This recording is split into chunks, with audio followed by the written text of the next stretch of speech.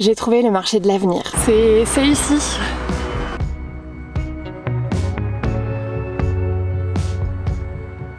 Je crois pas qu'on trouvera nos réponses ici.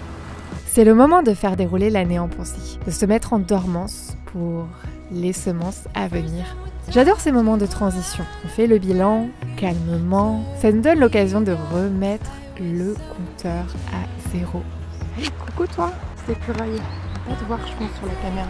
Je sais pas si c'est le cas pour toi aussi, mais il y a eu des moments inattendus cette année. Elle ne s'est pas vraiment déroulée comme je l'aurais voulu. Mais à quoi ça sert de faire le point sur l'année à venir? Je pense que c'est important parce que ça te permet de te demander si tu fais vraiment ce que tu as envie de faire et d'éventuellement de corriger des choses pour l'année après.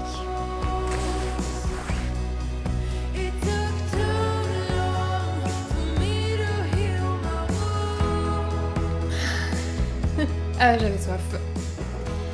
J'aime bien ce moment de l'année où c'est comme si tu jouais au jeu de la boule magique. Je sais pas si tu vois cette boule. Tu poses une question et tu as une réponse que tu peux interpréter comme il te plaît. C'est un peu ça, cette transition d'année. Tu peux imaginer l'année à venir, l'ébaucher en toute liberté et peut-être penser à des petites choses que tu pourras injecter dans ta vie pour la faire pétiller.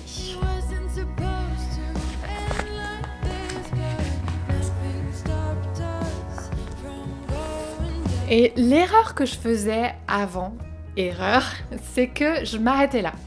J'imaginais des choses et puis ça restait en l'air, dans la vapeur de la vie, ça se concrétisait jamais. Et pendant une longue période, je faisais plus de résolutions parce que je me disais c'est inefficace, ça sert à rien. Jusqu'à ce que je comprenne le truc important, c'est que il faut réellement penser à des choses concrètes que tu vas pouvoir enclencher dans l'année. C'est ça le secret. Depuis, j'aborde les choses autrement. Je fais une routine annuelle et c'est une routine que j'aime beaucoup. Tu peux allumer une bougie, regarder la météo changer par la fenêtre, te caler confortablement et puis voilà, prendre du recul sur ce qui s'est passé. Souvent on est dans l'immédiateté, les choses qui doivent se passer tout de suite, l'impatience et je trouve ça vraiment utile de penser au temps long des choses, changer d'échelle, regarder la ligne d'horizon, la perspective. Je trouve ça bien aussi de prendre un point de référence et de se dire ok, l'année dernière je voulais faire ça, à la même époque, et voilà où j'en suis un an plus tard. Et d'année en année, en fait, tu vas empiler ton expérience. Parfois, on peut être gourmand, on peut avoir les yeux plus gros que le ventre et se dire ouais, l'année prochaine je vais faire plein de choses et se faire une liste longue comme le bras. Et au final, on s'arrête à la fin de l'année, on se dit bah comment ça se fait que j'ai rien fait? Parce que souvent, en fait, on se fixe trop de choses. Donc ça m'apprend aussi à épurer mes intentions, mes projets pour l'année à venir et à me concentrer encore une fois sur l'essentiel. Petit aparté, si tu es intéressé par les problématiques créatives et que tu veux une compagne pour te tenir la main, chaque semaine j'envoie la lettre créative à laquelle tu peux t'abonner, je te laisse le lien. Anna par exemple la lit pour l'inspiration, pour le dialogue intérieur qu'elle peut susciter, pour l'envie d'écrire, de créer, de jouer avec les couleurs, de se remémorer. Dans un premier temps, je vais faire mon calendrier de l'avant à moi, je vais lancer en tâche de fond une réflexion qui va me prendre du temps et qui va partir dans deux directions. La direction rétrospective, je me retourne vers le passé, vers l'année écoulée, ce qui s'est passé. Et la deuxième, c'est la perspective, celle de l'année qui vient et que j'essaie d'imaginer.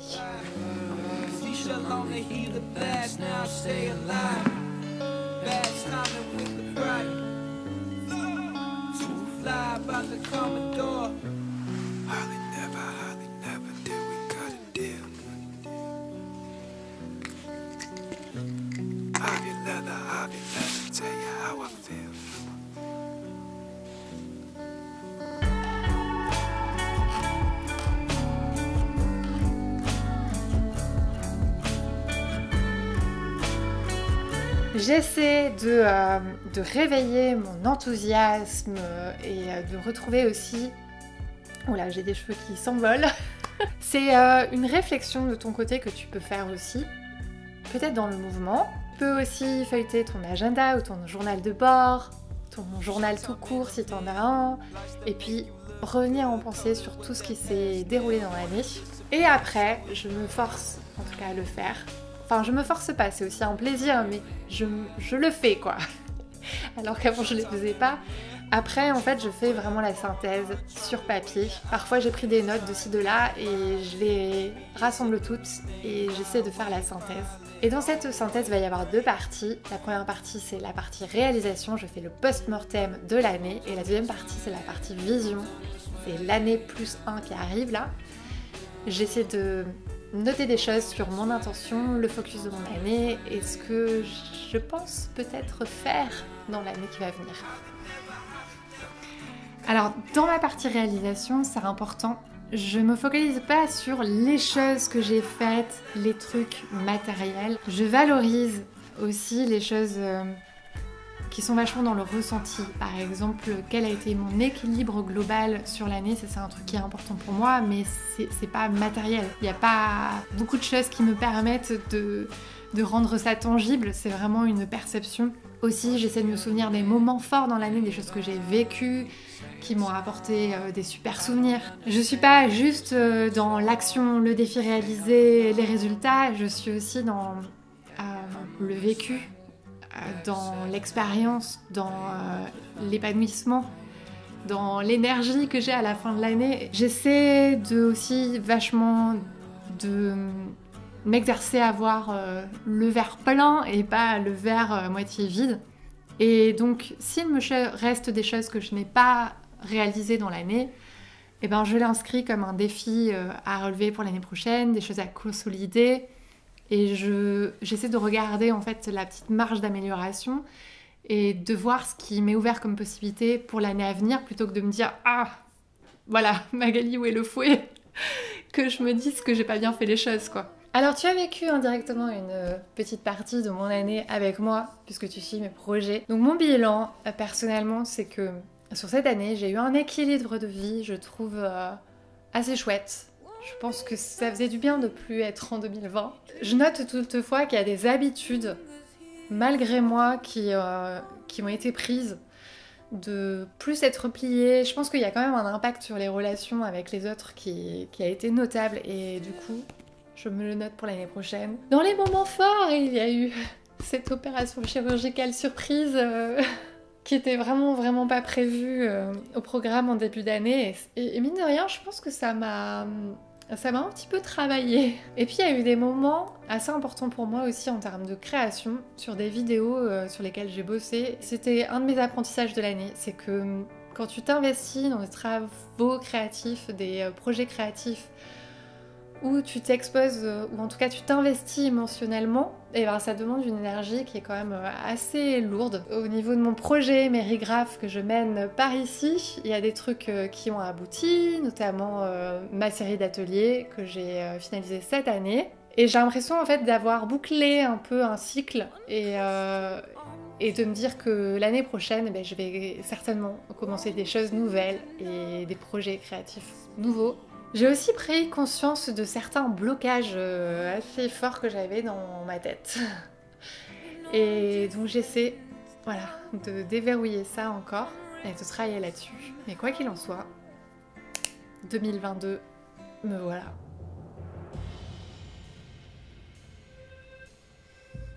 Non.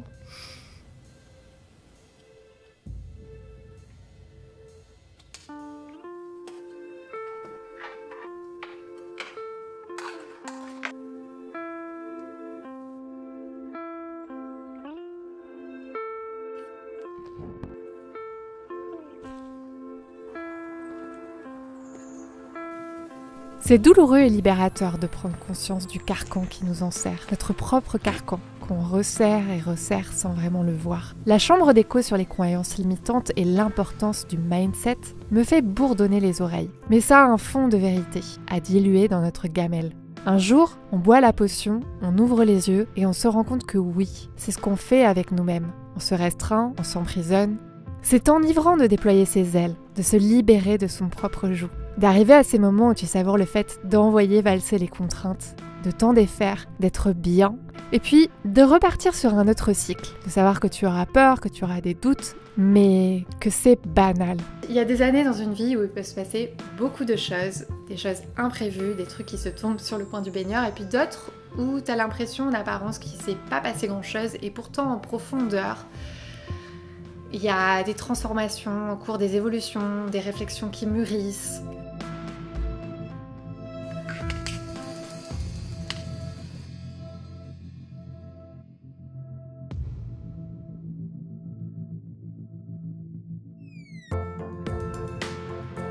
Tu savais que plus les tourneaux gagnent en expérience, mieux ils se plaçaient dans la nuée? Rappelle-le-toi les jours où ça lag, où tu es lassé du temps long et que tu contemples l'idée de l'abandon. Rappelle-toi de combien les choses prennent du temps et de la patience qu'il faut, surtout pour les choses qui demandent, qui sont précieuses en fait. Les choses précieuses demandent de la patience.